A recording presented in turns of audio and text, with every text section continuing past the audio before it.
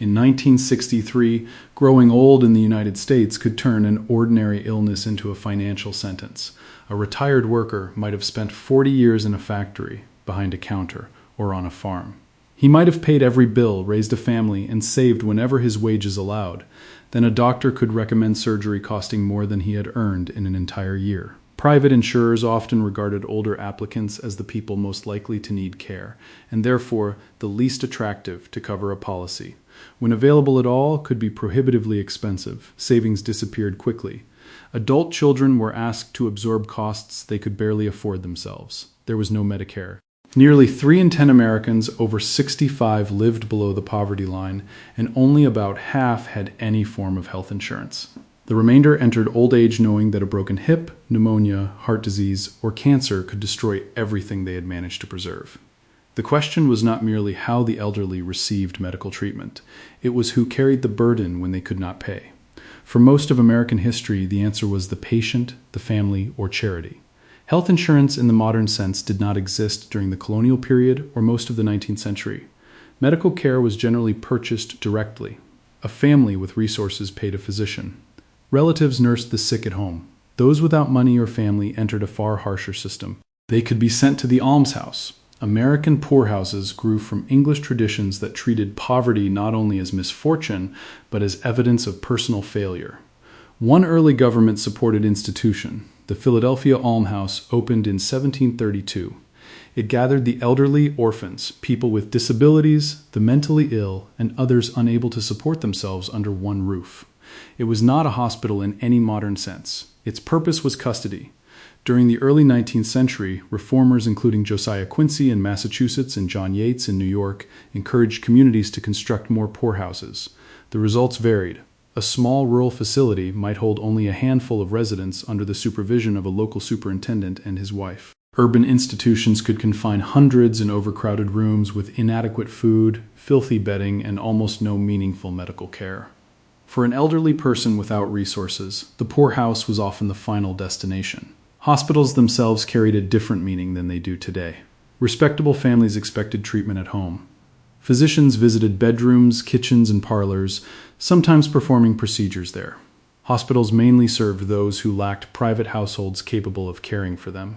Many were operated by churches or charitable organizations. Their function was partly medical, but also social. To keep sickness, poverty, and abandonment away from public streets. That arrangement began changing in the late 19th century. Anesthesia made complex surgery more possible. Antiseptic techniques reduced infection. X-rays and new diagnostic methods gave physicians tools unavailable to earlier generations. Hospitals accumulated specialized equipment and trained staffs. They became places where patients might actually recover. They also became expensive. Modern medicine required buildings, instruments, laboratories, nurses, physicians, and increasingly sophisticated treatment. The old practice of paying a doctor directly could no longer absorb the full cost of serious illness. The problem affected everyone, but it fell especially hard on the elderly. They needed more care while living on less income. Many had left the workforce, lost access to wages, and possessed only limited savings. Before a national solution emerged, older Americans survived through a patchwork of private sacrifice and local support. The most direct method was to pay. Savings accounts were emptied. Property was sold. Families liquidated whatever could be converted into cash. A hospital admission costing several $100s might appear modest by later standards, but many older Americans in the 1950s lived on approximately $1,000 a year. A single stay could consume months of income. Repeated treatment could erase the product of a lifetime. Studies in the early 1960s found that older Americans spent more than twice as much of their income on healthcare as younger adults. Their incomes, meanwhile, were often roughly half those of people still working. They faced a simple mathematical trap: greater medical need, higher proportional costs, and fewer resources. The next line of defense was family. Adult children took aging parents into their homes. Several generations shared food, rent, and household expenses.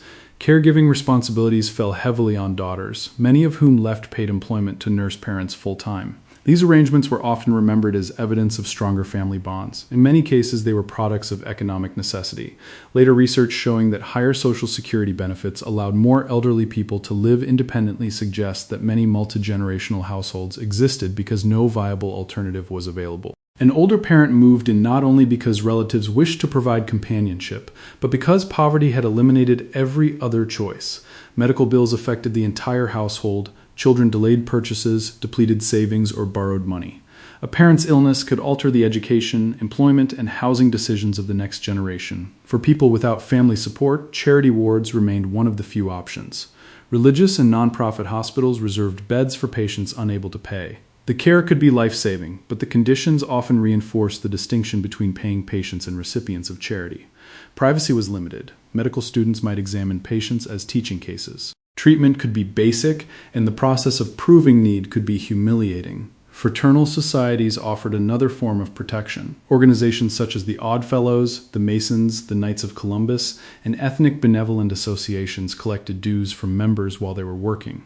In exchange, members might receive assistance during illness or old age. Some organizations built residential homes that were considerably better than public almshouses. By the end of the 19th century, Brooklyn alone contained numerous religious and fraternal institutions for aging residents, including the Baptist Home, the Brooklyn Home for the Aged, and the German Evangelical Home. These systems demonstrated that people could pool risk before the government acted. But their reach was narrow. Benefits depended on membership, geography, religion, ethnicity, and the financial condition of a local organization. They could not serve a national population growing older while medical costs continued rising. The first durable model of private health insurance emerged from a hospital's unpaid bills. In December 1929, shortly after the stock market crash, Justin Ford Kimball assumed an administrative role at Baylor University Hospital in Dallas. Reviewing the hospital's finances, he noticed that many unpaid accounts belonged to local school teachers. These were employed professionals, yet even they could not absorb the cost of hospitalization. Kimball proposed a prepaid arrangement. Teachers would contribute 50 cents each month or $6 a year. In exchange, Baylor would provide up to 21 days of hospital care. The plan benefited both sides. Teachers gained protection against a sudden large bill. The hospital received dependable revenue instead of uncertain payment after treatment. More than 1,300 teachers enrolled, other employee groups followed, and similar plans appeared elsewhere. In 1933, a Minnesota hospital administrator used a Blue Cross as the symbol of a local prepaid plan. The image spread with the model, and the hospital programs became known collectively as Blue Cross. Blue Shield plans developed soon afterward to cover physician services. A California program launched in 1939 using a shield and medical emblem. Together, the two systems formed a foundation for private American health insurance. But they were built around groups of employed people. Workers could be enrolled together, allowing costs to be distributed across a population that included many healthy members. Employers made administration easier and supplied a stable connection between the insurer and the customer. Retired people did not fit the design. They no longer belonged to an active workplace group. They were older, more likely to be ill, and more expensive to insure. The private market therefore expanded around the people who needed coverage less and avoided many of those who needed it most. The imbalance became more deeply embedded during the Second World War. American factories needed enormous numbers of workers to support military production. Millions of men entered the armed forces, intensifying competition for civilian labor. At the same time, federal officials feared that uncontrolled wage increases would accelerate wartime inflation. The Stabilization Act of 1942 allowed the Roosevelt administration to restrict wages and prices. Employers could not simply offer larger salaries to attract workers, but insurance and pension benefits were excluded from the wage controls. That exception changed American healthcare. Unable to compete through direct pay, companies competed through benefits. Group health insurance became a powerful recruiting tool. What had previously been an uncommon employment perk spread rapidly through major workplaces. Fewer than 1 in 10 Americans had health insurance in 1940. During the following decade, coverage expanded dramatically, with employer-sponsored plans becoming the principal route into the medical system. Federal tax policy strengthened the arrangement. In 1954, employer contributions toward health coverage received favorable tax treatment, encouraging companies to provide insurance rather than equivalent wages. The United States had created a national pattern without passing a national health insurance law. Medical coverage became attached to employment. That solved part of the problem for working-age Americans. It intensified the crisis for those who retired. The moment a worker left the job, the connection to insurance could disappear. Older people returned to the individual market, where companies could reject them, charge unaffordable premiums, or restrict coverage because of existing illness. The people most likely to require hospitalization were positioned outside the system that financed it. By the end of the Second World War, the contradiction was increasingly visible. The generation that had endured the Depression and supported wartime production was approaching old age inside a health economy designed around active employment. President Harry Truman attempted to confront the problem on a larger scale. In November 1945, only months after the war ended, Truman asked Congress to create comprehensive national health insurance. His proposal was not limited to seniors. He wanted broad coverage financed through payroll contributions, similar in principle to Social Security. The idea had substantial public support. A Gallup poll reported that approximately 59% of Americans favored the plan, but public approval was not enough. The American Medical Association regarded national insurance as a threat to physicians' independence and to the private organization of medicine. It hired the political consulting firm Whitaker and Baxter and launched a sophisticated national campaign against Truman's proposal. The campaign condensed its warning into a phrase designed for the emerging Cold War: socialized medicine, pamphlets, radio messages, telegrams, and local organizing warned that government insurance would place doctors under political control. Physicians were encouraged to lobby patients and legislators. The proposal was linked to communism at a moment when fear of Soviet influence was becoming a dominant force in American politics. A congressional subcommittee claimed that communists treated national health insurance as one of their central objectives. The accusation shifted the debate away from hospital bills and elderly poverty toward ideology and national loyalty. Truman answered that access to care was a moral responsibility rather than a foreign doctrine. During the 1948 campaign, he attacked Congress for yielding to the medical lobby and argued that protecting the sick reflected basic Christian obligation. The political environment worked against him. By 1950, the proposal was effectively dead. Employer-sponsored insurance continued expanding for workers. Private insurers continued avoiding many retirees. The almshouse had diminished, but the central fear it represented remained. An American could spend an entire life working, reach the age when medical care became most necessary, and discover that the country's new insurance system had been built without a place for them. The defeat of universal coverage did not end the movement. It forced its advocates to change strategy. If Congress would not insure everyone, they would begin with the group the existing system had failed most completely. The elderly, after Truman's national health insurance plan collapsed, reformers faced a strategic decision. They could continue demanding coverage for the entire population and risk another overwhelming defeat, or they could narrow the argument to the group private insurance had failed most visibly. They chose the elderly. The political logic was powerful. Older Americans had spent decades working and paying taxes. They suffered more illness than younger people, lived on lower incomes, and were often rejected by insurers precisely because they needed medical care. Their exclusion was difficult to explain as the result of irresponsibility or unwillingness to work. If government health insurance could not yet be defended as a universal right, perhaps it could be presented as something earned through a lifetime of contribution. By the 1950s, advocates began linking medical coverage to Social Security. The connection was deliberate. Social Security already collected payroll taxes, maintained employment records, and paid benefits to retirees across the country.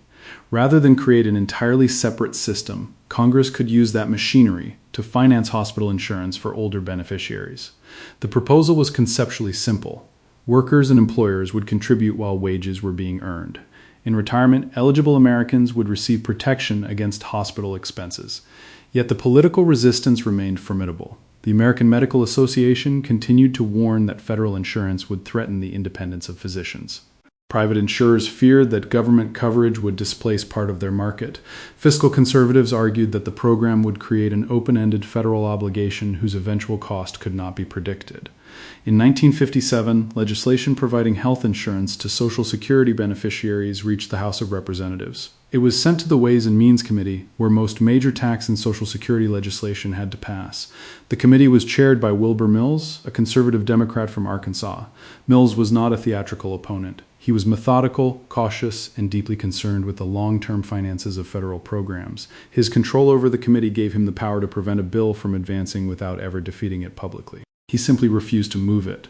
While Congress delayed, the financial pressure on older Americans increased. Hospital costs rose rapidly during the 1950s.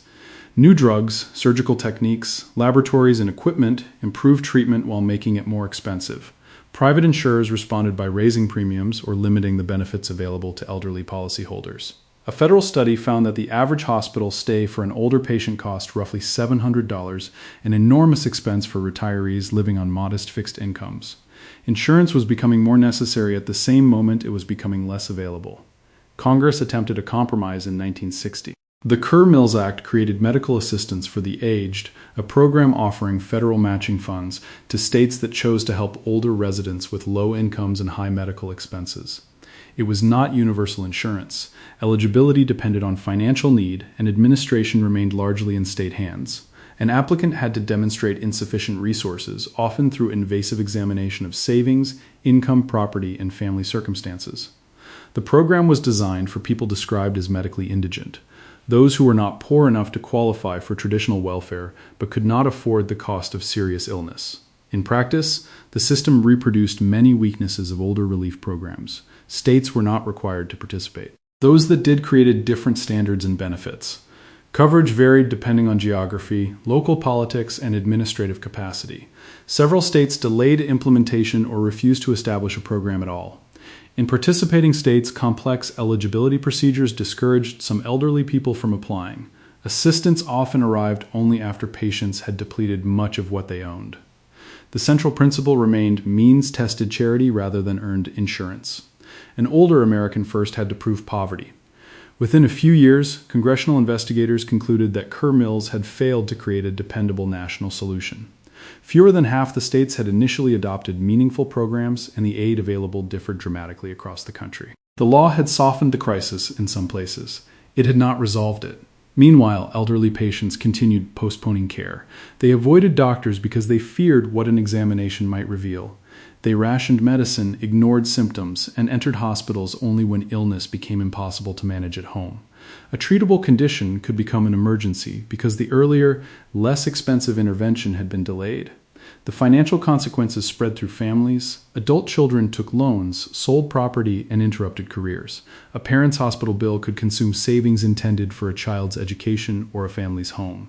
The absence of insurance was not merely a problem for the elderly. It transferred medical risk backward into the working generation. John F. Kennedy made hospital insurance for older Americans a major domestic objective. His administration supported a program financed through Social Security payroll contributions.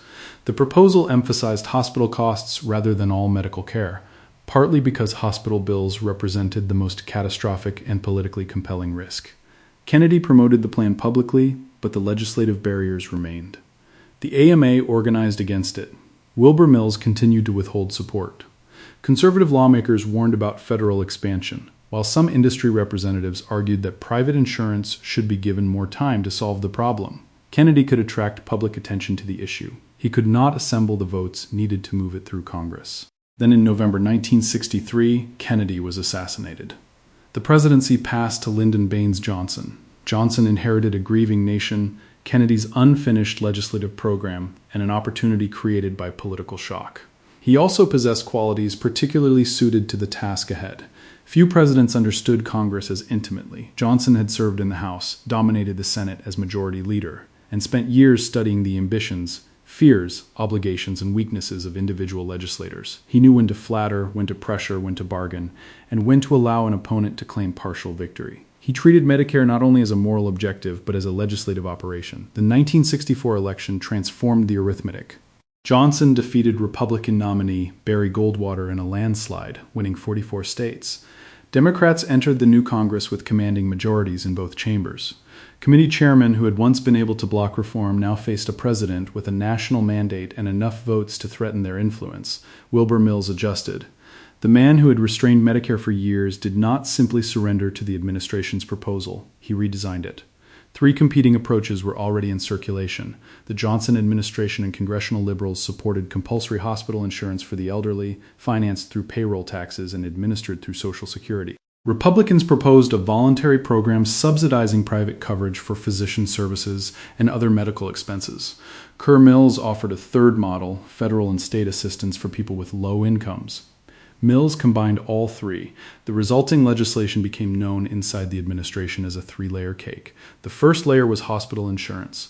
This became Medicare Part A. It covered inpatient hospital treatment and certain related services for people eligible through the Social Security system. Financing came primarily from payroll taxes paid by workers and employers.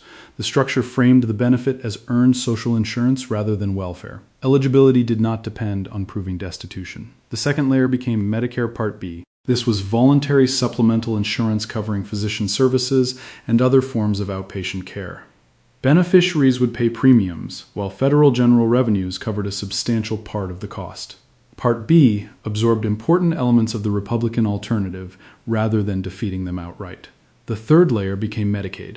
This expanded federal-state medical assistance for people with low incomes and certain disabilities. States administered their own programs under federal rules with costs shared between state and national governments. By combining the proposals, Mills created a coalition large enough to overcome resistance. Liberals received national hospital insurance, Republicans could point to voluntary physician coverage. Advocates for the poor gained a broader assistance program. The design was complicated, but the complications served a political purpose. Groups that could not agree on one solution were offered different solutions inside the same law. On March 24, 1965, the House Ways and Means Committee approved the bill by a vote of 17 to 8. The measure then moved through the House and Senate. Opposition remained, but the political conditions that had killed Truman's plan no longer existed. The elderly insurance proposal was narrower than universal coverage. The public had watched the problem worsen for years. Johnson's congressional majority was overwhelming, and Mills, the gatekeeper who had once blocked reform, had become its central architect. On July 30, 1965, Johnson traveled to Independence, Missouri. The location was carefully chosen. The signing ceremony took place at the Presidential Library of Harry Truman, who had called for national health insurance 20 years earlier and had endured one of the most aggressive lobbying campaigns of the era. Truman, now 81, sat beside the president as Johnson signed the Social Security amendments of 1965. Johnson then presented him with the first Medicare card. Truman's wife, Bess, received the second. The ceremony connected 2 decades of political struggle. The proposal, defeated as socialized medicine in the late 1940s, had returned in a narrower, more strategically designed form. It no longer attempted to insure everyone, but it established for the first time a federal guarantee of medical coverage for older Americans. Johnson declared that illness should no longer destroy the savings families had accumulated or consume the incomes of children trying to care for their parents. The promise was ambitious. Implementing it required the federal government to enroll millions of beneficiaries, certify hospitals, coordinate with physicians, and establish payment systems across the entire country. In the first year, roughly 19 million Americans entered Medicare. The immediate effect on insurance coverage was dramatic. Before the program, only about half of people over 65 held any health insurance. Medicare pushed coverage toward universality. Access to physicians and hospitals expanded. Older patients who had postponed treatment could seek care without facing the full bill alone. Families gained protection from some of the most catastrophic expenses associated with aging. The program also accelerated a transformation in hospitals. Federal payment came with civil choice requirements. Hospitals seeking Medicare reimbursement could not continue operating segregated facilities while receiving federal funds. Because Medicare quickly became an essential source of hospital revenue, administrators faced a direct choice: integrate or lose access to the program. This financial leverage helped desegregate hospitals across the South more rapidly than years of voluntary appeals had achieved. Medicare, therefore, altered not only insurance, but access to institutions that had excluded black patients or confined them to inferior wards. The political reaction also changed.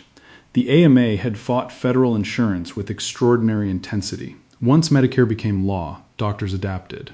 The program paid reliably and brought millions of previously uninsured patients into medical offices and hospitals.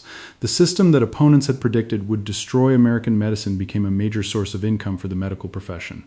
Resistance did not disappear entirely, but organized medicine learned to operate within the new framework. For beneficiaries, Medicare changed the experience of old age. Before 1965, a retired person could lose savings, property, and independence because of one hospitalization. Afterward, a national insurance system absorbed a substantial part of that risk. The program did not make every service free. It contained premiums, deductibles, limits, and gaps, but it established a floor beneath older Americans that had not existed before. Physician use increased sharply. More seniors entered hospitals for treatment they had previously delayed. medical advances became available to a population once excluded by cost. Poverty among older Americans also declined over the following decades, though Medicare was only one part of that change. Social Security benefits, pensions, economic growth, and other public programs all contributed. Still, protection from catastrophic medical bills helped preserve income and assets that would otherwise have disappeared. Medicare also changed family life. Adult children remained caregivers, but they no longer stood alone between a parent and an unaffordable hospital bill. The government assumed part of a responsibility that families had carried privately for generations. The older system had hidden medical poverty inside homes. Medicare made it a public obligation. Yet the law did not reform the healthcare economy surrounding it. Congress chose to purchase care through existing hospitals and physicians rather than create a new delivery system. Providers were initially reimbursed according to costs and prevailing charges, with relatively weak controls over prices. Hospitals had incentives to expand facilities, services, and spending because federal insurance would pay much of the bill. Physicians who had feared government control often retained substantial autonomy over fees and treatment decisions. Costs rose quickly. Medicare solved the problem of access for seniors more successfully than it solved the problem of medical inflation. Over the following decades, Congress repeatedly revised payment methods, benefits, and eligibility rules. The program expanded to include certain younger people with disabilities and those suffering from end-stage renal disease. Prescription drug coverage arrived much later through Medicare Part D. Private plans entered the system through arrangements that eventually developed into Medicare Advantage. Supplemental insurance grew to cover deductibles and services excluded from traditional Medicare. The program became more complex as policymakers attempted to fill gaps without abandoning the original structure. It also became politically untouchable. Once millions of people experienced guaranteed coverage, eliminating it became nearly impossible. Seniors voted at high rates and organized effectively. Politicians who attacked the program risked being accused of threatening medical security in old age. A policy once denounced as communist became one of the most popular institutions of the federal government. That transformation reveals the central tension in the Medicare story. Before passage, opponents argued that government insurance would destroy freedom in medicine. After passage, beneficiaries experienced it as freedom from financial catastrophe. The meaning of freedom depended on where a person stood. For a physician, it could mean independence from federal rules. For an insurer, it could mean protection from public competition. For an elderly patient, it meant being able to enter a hospital without first selling a home. The argument had never been solely about administration. It concerned which risks should remain private and which should be shared by society. Before Medicare, Americans answered that question through savings, family obligation, charity, and institutional neglect. Those methods protected some people and failed millions of others. The poorhouse, the charity ward, and the humiliating investigation of personal finances were not accidental defects.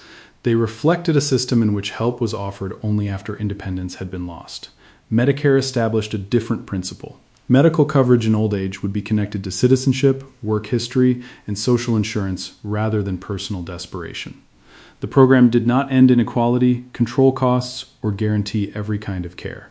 It preserved much of the private medical system and inherited many of its weaknesses, but it changed the boundary between abandonment and obligation. For generations, elderly Americans had entered sickness with one overwhelming question: who would pay? After 1965, the nation finally accepted part of the answer. It would.